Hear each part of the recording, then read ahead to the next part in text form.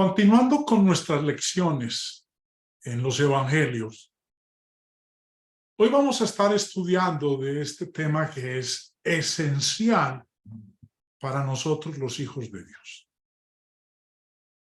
El Señor Jesús ha dado instrucciones de cómo proceder cuando un hermano peca contra uno o uno peca contra él. Pero inicialmente es de vital importancia recordar que todo pecado es ante todo contra Dios. En el Salmo 51 leemos: contra ti solo he pecado y he hecho lo malo delante de tus ojos.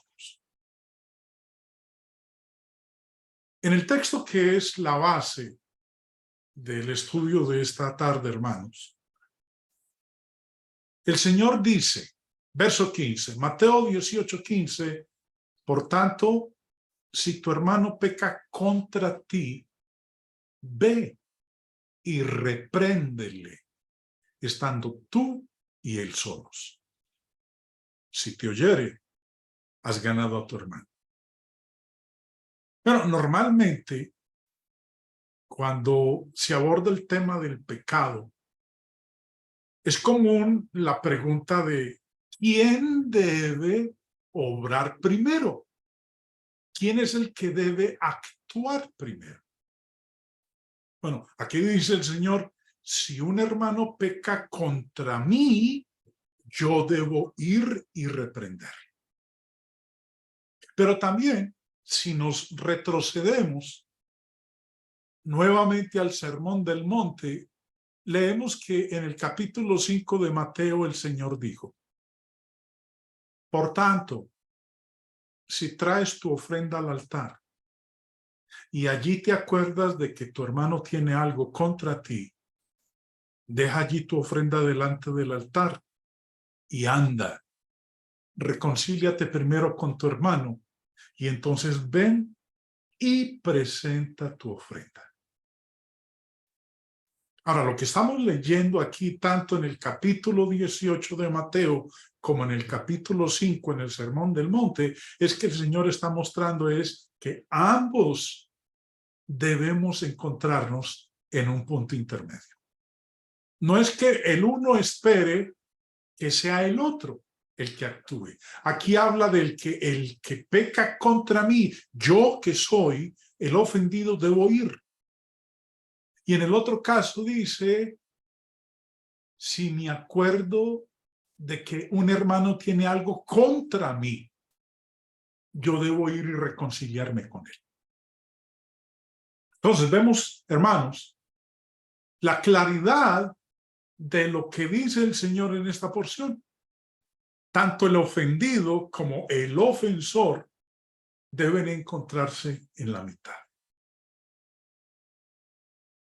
Antes de continuar, vamos a quedarnos un momentito con lo que el Señor dice en el capítulo 5 de Mateo, en el Sermón del Monte. Si traes tu ofrenda al altar y allí te acuerdas de que tu hermano tiene algo contra ti, deja allí tu ofrenda delante del altar y anda, reconcíliate primero con tu hermano y entonces ven y presenta tu ofrenda. Lo que el Señor está mostrando aquí es que mi adoración a Dios, lo que yo le ofrezco a Dios para que sea acepto por Él, está condicionado a mi relación con mi hermano. De otra manera, mi adoración puede ser una adoración que Él no va a aceptar. Señor Barclay nos hace un comentario, y lo voy a leer enseguida, en el que bajo la ley judía las ofrendas eran ofrecidas en el altar. Y Jesús, con lo que acabo de leer aquí, dijo que no sería bueno adorarle u ofrecerle algo entre tanto que uno tenga enojo, tenga una disputa hacia un hermano. Dice el señor Barclay, el gran día de la expiación, que ustedes saben muy bien, era una vez al año, se celebraba para expiar los pecados de toda la nación. Pero los judíos sabían muy bien que ni siquiera los sacrificios del día de la expiación se le podían aplicar a nadie a menos que antes estuviera reconciliado con su prójimo. La interrupción de la relación entre el hombre y Dios no se podía subsanar a menos que se hubiera sanado la que había entre hombre y hombre. Si una persona estaba haciendo una ofrenda por el pecado, por ejemplo, para expiar un robo, la ofrenda se creía que era totalmente ineficaz hasta que se hubiera restaurado la cosa robada. Y si se descubría que la cosa robada no se había restaurado, entonces había que destruir el sacrificio como inmundo y quemarlo fuera del templo. Los judíos sabían muy bien que tenían que hacer todo lo posible para arreglar las cosas a nivel humano antes de poder estar en paz con Dios. Ahora, cuando el Señor Jesús dijo esto, simplemente estaba recordándole a los judíos un principio que ellos conocían muy bien y que nunca debían haber olvidado. La idea detrás del sacrificio era muy sencilla. Si una persona hacía algo malo, su acción interrumpía su relación con Dios y el sacrificio tenía por finalidad restaurar esa relación. Sigue diciendo el señor Barclay, para que un sacrificio fuera válido, la confesión y la restauración tenían que estar implicadas. El cuadro que Jesús está pintando es muy gráfico. El adorador, desde luego, no hacía su propio sacrificio, se lo traía al sacerdote, que era el que lo ofrecía en su nombre. Un adorador ha entrado en el templo, ha pasado por la serie de atrios, el atrio de los gentiles, el de las mujeres, el de los hombres. A continuación, se encontraba el atrio de los sacerdotes, en el que no podían entrar los laicos. El adorador se quedaba a la verja, dispuesto a entregarle su víctima al sacerdote.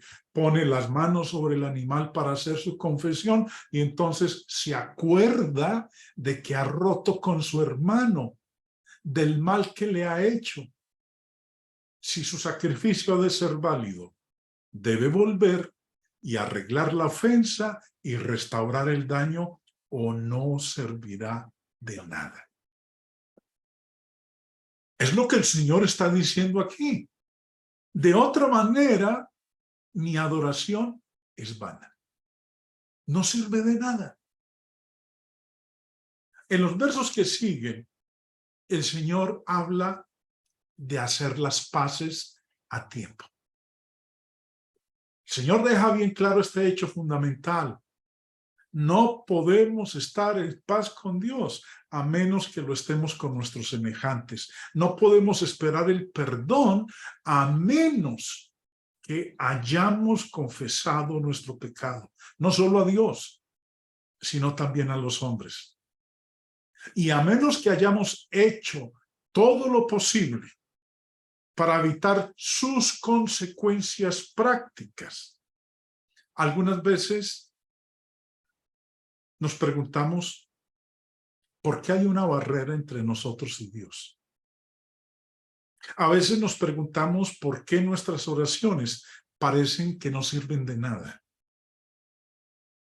La razón podría ser muy bien que somos nosotros los que hemos levantado esa barrera al estar desavenidos con nuestros semejantes o porque hemos ofendido a alguno y no hemos hecho nada para rectificar.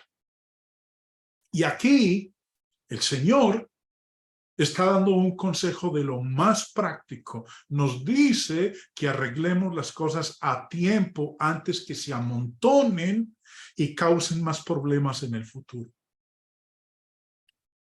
En lo que el Señor narra, está describiendo la escena de dos oponentes que van de camino hacia el tribunal y les dice que aclaren y arreglen las cosas antes de llegar al tribunal, porque si no lo hacen y la ley sigue su curso, habrá todavía peores consecuencias, por lo menos para uno de ellos en los días sucesivos.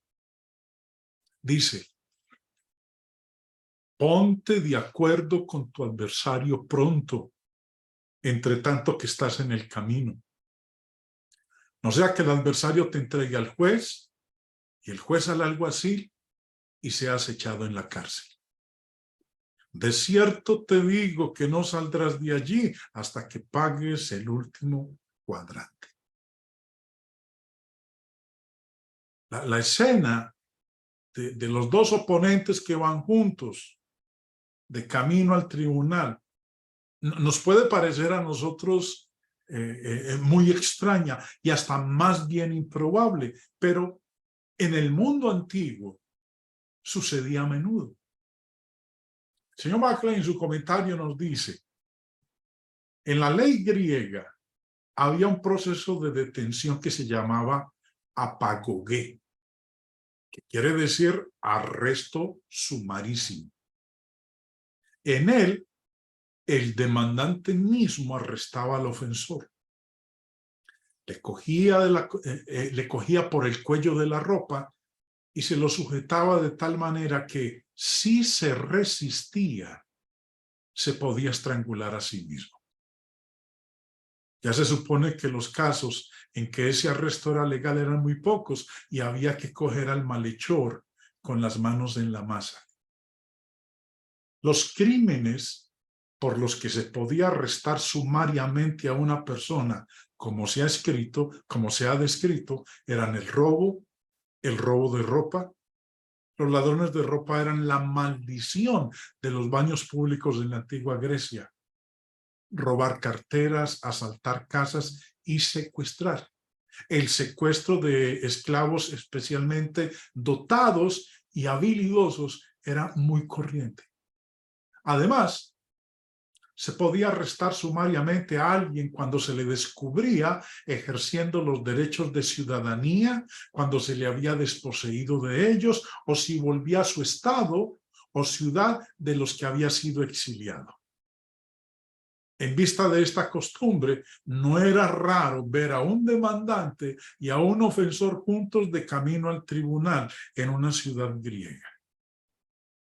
Este era obviamente un caso de deuda, porque si no se hacían las paces, habría que pagar hasta el último céntimo. Casos semejantes se saldaban en los tribunales locales de ancianos.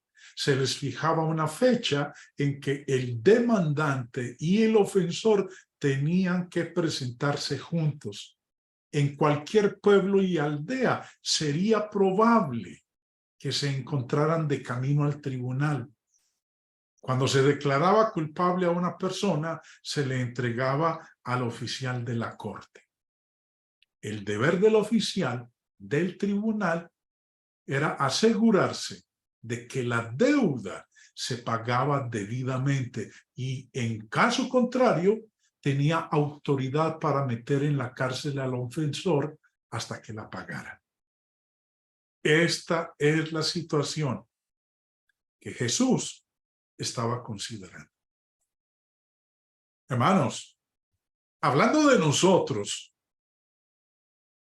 la experiencia de la vida confirma una y otra vez que si una pelea o desavenencia o disputa no se resuelve inmediatamente, puede seguir generando dificultades peores con el tiempo, porque la amargura engendra amargura. Ha sucedido a menudo que una pelea entre dos personas se ha transmitido a sus familias y la han heredado generaciones futuras y ha acabado por dividir una iglesia o una sociedad en dos. Si en el mismo comienzo una de las partes hubiera tenido la gracia de disculparse o admitir su falta, una situación lamentable no tendría por qué haberse producido. Si alguna vez estamos desavenenciados con otro, debemos arreglar la situación sin pérdida de tiempo. Puede que esto suponga que se es lo suficientemente humilde para confesar que nos hemos equivocado y disculparnos. Puede que quiera decir que aún en el caso de que tengamos razón, tenemos que dar el primer paso para restablecer la relación. Cuando las relaciones personales se deterioran, en 9 casos de cada 10, una acción inmediata las puede remediar. Pero si esa acción inmediata no tiene lugar, seguirán deteriorándose y se extenderá la amargura en círculos cada vez más amplios.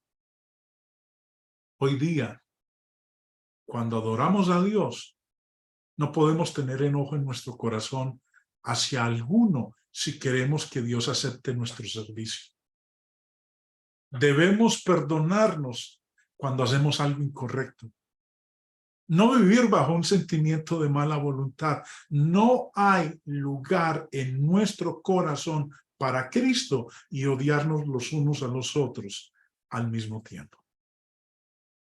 Dice el señor Barclay en su comentario: arreglad las cosas con vuestros semejantes mientras dure vuestra vida.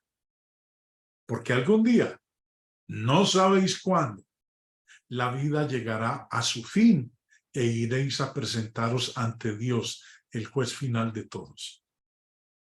El más grande de todos los días judíos era el día de la expiación.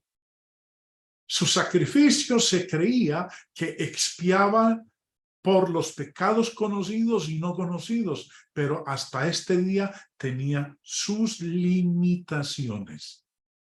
El Talmud establece claramente: el día de la expiación expía las ofensas entre el hombre y Dios.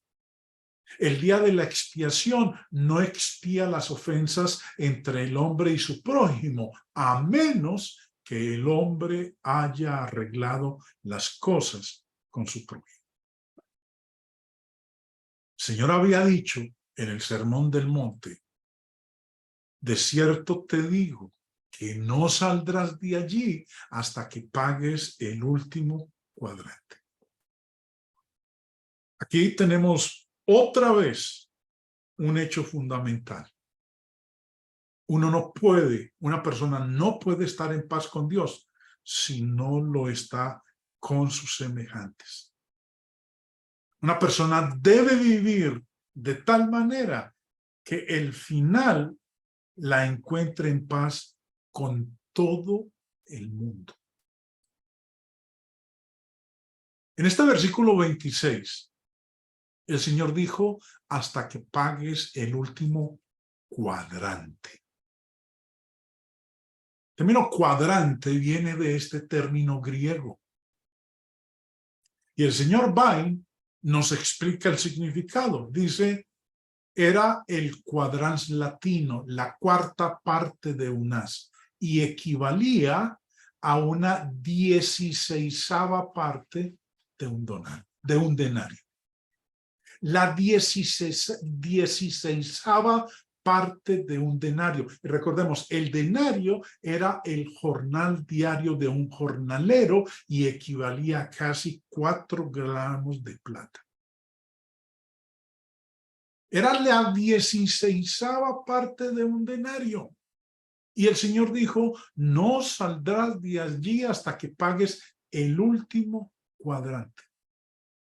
El texto paralelo es Lucas 12:59, donde dice, te digo que no saldrás de allí hasta que hagas pagado aún la última blanca.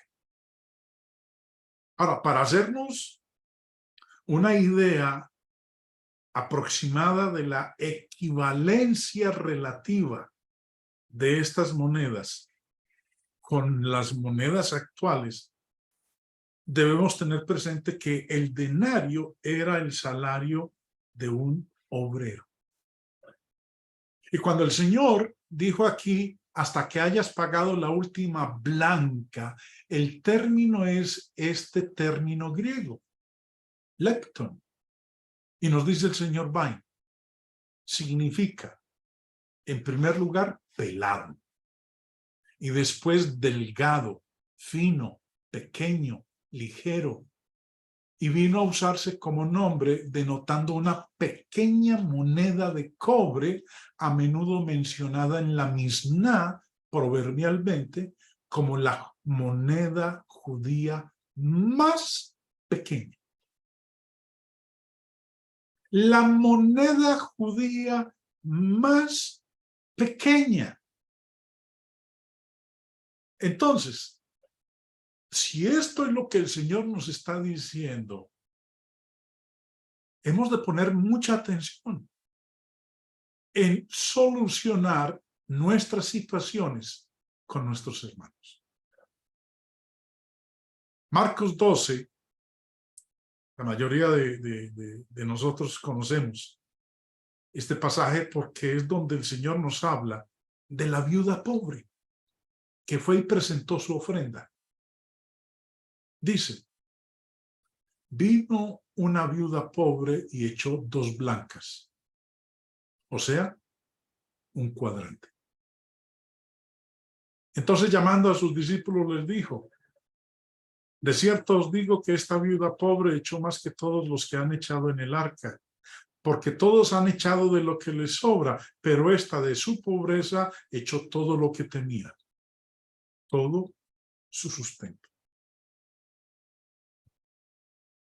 Hermanos, si queremos la felicidad aquí y en la eternidad, no dejemos nunca una desavenencia sin zanjar entre nosotros y nuestro hermano. Lo que el Señor nos está diciendo es que tenemos que actuar inmediatamente cuando hay una situación de ofensa o desavenencia para quitar las barreras que la ira produce. Ahora, volviendo a Mateo 18. El Señor habla de que hay que hacer las paces a tiempo. En el versículo 15 dice, por tanto, si tu hermano peca contra ti, ve y repréndele, estando tú y él solos. No dice, si tu hermano peca contra ti, llama a Pepe, a José, a María, a Antonio y cuénteles lo que su hermano ha hecho con usted, cómo ha pecado contra usted. No, el Señor dice, ve y repréndele estando tú y él solos. La motivación es que nos preocupemos por el bienestar espiritual del que ha pecado. Por eso, debemos buscar el mejor momento, el lugar más adecuado y enfocarnos en ese pecado. Ahora, si el que ha pecado se niega a escuchar y responder correctamente, todavía hay que buscar la reconciliación. Dice en el verso siguiente, el 16, mas si no te oyere, toma un contigo a 1 o 2, para que en boca de 2 o 3 testigos conste toda palabra. Mire lo que dice el Señor. Estamos hablando de una situación privada, de un pecado privado.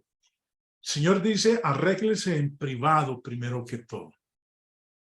Si se arregla, bien. Por eso dice, si te oyere, has ganado a tu hermano. Y nadie más se enteró. No llegó al grado del chisme ni de la murmuración. Ahora, sí, dice el Señor, pero si él no escucha, entonces usa dos hermanos, uno o dos hermanos, para que en boca de dos o tres testigos, o sea, pues de esos dos hermanos y yo, que sería el tercer testigo, conste toda palabra. Eso Dios lo había dejado bien claro en el Antiguo Testamento. Y el Señor aquí se los está recordando. En Deuteronomio 19:15, Dios había instruido al pueblo: no se tomará en cuenta a un solo testigo contra ninguno en cualquier delito ni en cualquier pecado en relación con cualquier ofensa cometida. Solo por el testimonio de dos o de tres testigos se mantendrá la acusación. Por eso dice el Señor, toma uno o dos, para que en boca de dos o tres testigos conste toda palabra. No, no es para regar la información a todo el mundo. No, yo lo hice, pero él no me quiso escuchar, entonces ahorita lo voy a hacer público. No, el Señor dice, sigamos con la situación en privado. Busca dos hermanos espirituales, sabios, para que ellos me ayuden a solucionar este impasse, esta desavenencia con este hermano. Ahora, si el que ha pecado sigue, se niega a escuchar, entonces lo que el Señor manda es a continuación esto. Mas si no lo oyere a ellos, dilo a la iglesia. Aquí tenemos el pecado de un hermano contra otro. Jesús dice en primera instancia que el hermano ofendido debe ir y mostrarle al otro su falta. Si no da resultado, que entonces vaya con uno o dos testigos. Y si rehúsa escucharlos a ellos, que lo diga a la iglesia. No a la iglesia universal, dice la iglesia local. Él no dice al predicador, a los ancianos o a los encargados de los asuntos de la iglesia. Nada es dicho acerca de escribir una carta personal, escribiendo a otras iglesias o publicando la acción en un periódico de la hermandad. A la iglesia. Si todavía se niega a corregir el mal, entonces el Señor dice, si no oyere a la iglesia, tenle por gentil y publicano. Si no escucha a la iglesia, tenle por gentil o publicano. Entiendo que esto significa que él debe ahora ser rechazado por parte de la congregación y no continúa en comunión con los santos. Si él va a otra congregación sin arrepentirse, es la obligación de esa otra congregación investigar lo que ha sucedido. Este pasaje nos dice cómo debemos tratar al hermano en pecado en frente de otro hermano. Con respecto a estas palabras del Señor, de tenle por gentil y publicano, permítame leerles el comentario de Matthew Henry al respecto. Jesús recibía a los gentiles y alababa su fe. Recibía a los publicanos y comía con ellos. Pero aquí se refiere a ellos en cuanto a que representaban el sector pecador y odioso de la sociedad. Pero eso mismo da a entender que la iglesia no debe escatimar esfuerzos para hacer que el ofensor sea amorosamente devuelto a la comunión eclesial tan pronto recapacite, se arrepienta y resarza el daño que causó. Mientras el pecador puesto fuera de comunión no adopte esta actitud, no cabe con él asociación fraternal y en el terreno doctrinal. Comentario del señor Hendrickson dice también: no como si Jesús despreciara o no quisiera tener nada que ver con los extraños y publicanos.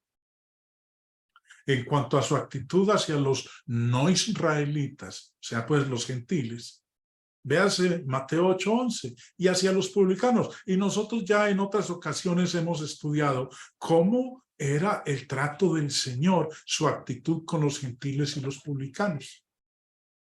Pero así como los extranjeros y los publicanos, que todavía no se han convertido, deben ser considerados fuera del reino de Dios, así también la persona impenitente, aquel que no se ha arrepentido, debe ser considerado como de la misma clase.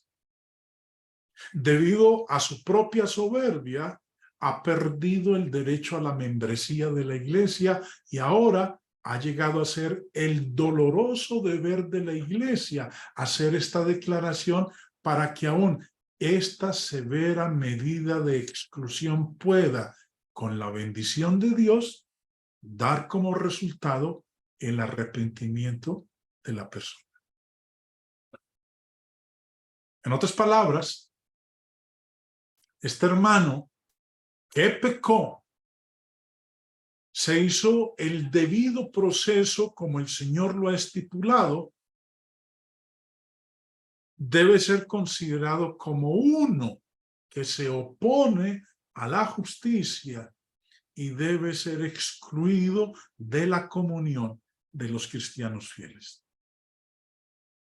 Ahora, esto no significa que el pecador desafiante, el hermano que no quiere arrepentirse de su mala acción, de su pecado, haya que maltratarlo, sino que toda la comunión fuera de lo que es necesario para vivir es ser apartado de ese individuo.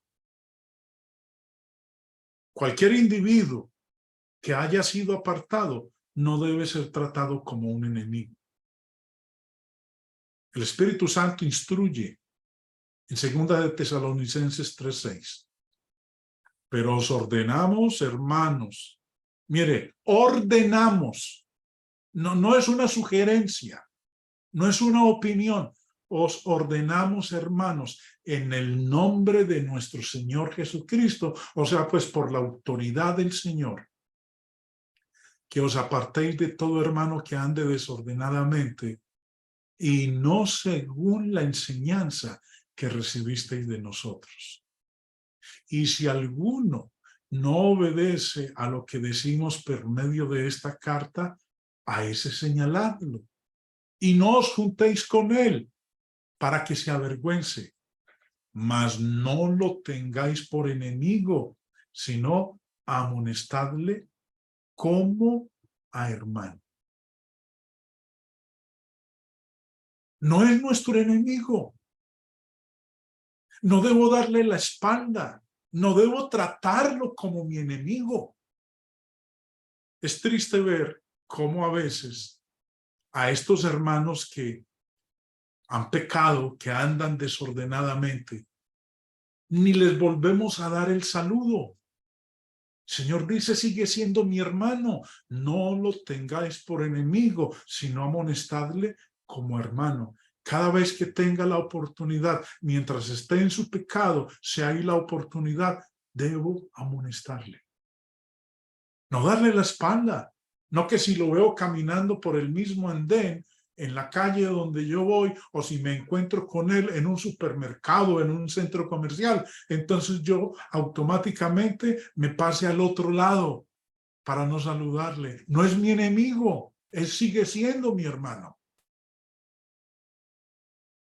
Sigue diciendo el Señor: de cierto os digo que todo lo que atéis en la tierra será atado en el cielo, y todo lo que desatéis en la tierra será desatado en el cielo. Jesús había dado a Pedro este poder. Recuérdenlo, cuando en el monte donde el Señor se transfiguró, antes de la transfiguración, el Señor les preguntó que quién decían los demás, qué decían los demás acerca de él. Y Pedro hizo la confesión de que él era el Cristo, el Hijo de Dios. Y le dijo esto a Pedro, le dio este poder a Pedro. Ahora lo da a los demás apóstoles. Todo lo que atéis en la tierra será atado en el cielo, y todo lo que desatéis en la tierra será desatado en el cielo. Como ya lo había explicado el Señor, primero la voluntad de Dios está establecida en el cielo, y por eso cuando los discípulos de Dios actúan de acuerdo a esa voluntad, Él lo ratifica. Cuando alguna congregación tiene que obedecer la enseñanza de Cristo, y lo que acabamos de leer, lo que dice Pablo sobre el tema de apartarse de algún hermano obstinado, sería bueno siempre citar este texto para recordar a la congregación de que Dios está ratificando su acción. Si la iglesia tiene que disciplinar a un miembro en pecado que no se ha arrepentido y obra acorde a la voluntad de Dios, Dios ratifica esa acción. Todo lo que atéis en la tierra será atado en el cielo, y todo lo que desatéis en la tierra será atado en el cielo. El atar y desatar de este versículo 18 lo podemos explicar nosotros con este comentario del hermano McGarvey. El atar y desatar aquí mencionado está limitado por el contexto o el tema del que trata Jesús ahora. El atar representa la exclusión de la membresía. Desatar, la restauración de la comunión en casos de arrepentimiento. Las acciones de la iglesia al atar o desatar serán reconocidas en el cielo si se realizan de acuerdo con el presente o precedente, con el precepto o precedente apostólico. Por lo tanto, es una prerrogativa muy augusta y temible. Ni Pedro ni los apóstoles tenían autoridad para entregar enseñanza de ellos mismos, sino que simplemente revelaban lo que ya estaba establecido en el cielo. Y dice ahora: otra vez os digo que si dos de vosotros se pusieren de acuerdo en la tierra acerca de cualquier cosa que pidieren, les será hecho por mi Padre que está en los cielos. Una vez más, ¿a qué se está refiriendo el Señor? Recuerden, el Señor viene hablando del pecado y el perdón, de si un hermano peca contra uno. Mire cómo empieza diciendo el verso 19: otra vez os digo. Ahora, otra vez os digo. Está repitiendo, mire, les vuelvo a repetir de la situación que se ha presentado, que si dos de vosotros se pusieren de acuerdo en la tierra acerca de cualquiera cosa que pidieren, les será hecho. Ahora, ¿qué era? Vuelvo y digo, otra vez os digo, ¿Qué? Pues de lo que había venido diciendo anteriormente. Versículo 18. De cierto os digo. Otra vez os digo, de cierto os digo, que todo lo que atéis en la tierra será atado en el cielo, y todo lo que desatéis en la tierra será desatado en el cielo. El verso 19 es una ampliación del versículo 18, usando otra vez os digo, que indica una expansión de lo que se ha señalado anteriormente. El versículo 19 está restringido al contexto de la disciplina dentro de la iglesia del Señor. No es una licencia para pedir cualquier cosa. Aquí, todo lo que el Señor nos está instruyendo, hermanos, tiene que ver con la disciplina. La acción descrita, la expulsión de un pecador no arrepentido de la iglesia, es algo que a su vez es reconocido en el cielo. Eso es de lo que el Señor está hablando aquí. Y termina diciendo, porque donde están 2 o 3 congregados en mi nombre, allí estoy yo en medio de ellos. Los invito para mañana, hermanos, para que continuemos dentro de esto que el Señor está exponiendo, la parábola de los 2 deudores. Espero que esta exposición entonces nos haya servido en cuanto a nuestro proceder cuando un hermano peque contra uno.